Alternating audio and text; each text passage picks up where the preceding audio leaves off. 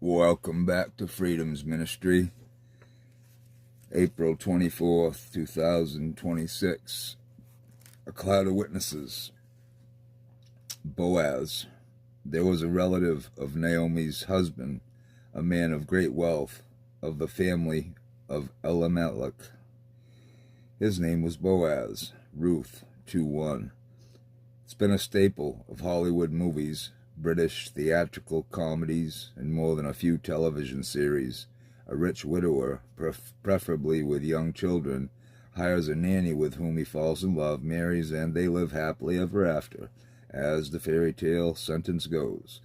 The story is even better when the widower starts out as a gruff, preoccupied man who comes to value the nanny for the way she deals with the kids, then finds himself being more considerate and family-oriented in the process.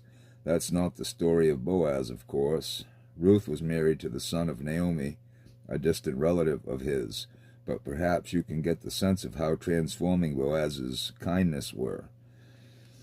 Here were two people, Naomi and Ruth, who were utterly destitute during a time of famine. Naomi's other daughter-in-law gave up and returned to her people, but Ruth affirmed that having married Naomi's son, she would remain loyal to his family and his mother. Still, there was way too much month left over at the end of the money for the pair. Ruth was dispatched to essentially beg for food, picking up the leftovers that fell to the ground in Boaz's fields. It was tough work and more than a little humbling. Anyone who saw you knew why you were there. Any picking up of grain didn't make for a varied diet. Boaz noticed Ruth, was increasingly kind to her, and took on the role of kinsman redeemer, purchasing the family's land and ensuring that the name of Mahlon, Ruth's deceased husband, would continue. From their marriage came Jesus, father of David, and ultimately Jesus.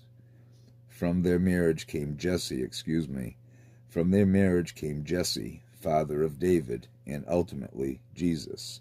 One act of kindness on Boaz's part had eternal consequences. You might not be called upon to marry someone who's destitute, but what could you do today to help another person who is in need? Loving Father, make me an instrument of aid and comfort where I can do so. In Jesus' name. For further study, Ruth 1:4, Matthew 1:5 and 16, Luke 3:31 and 32. Thanks for listening. Hope you all have a wonderful, blessed day. Keep coming back.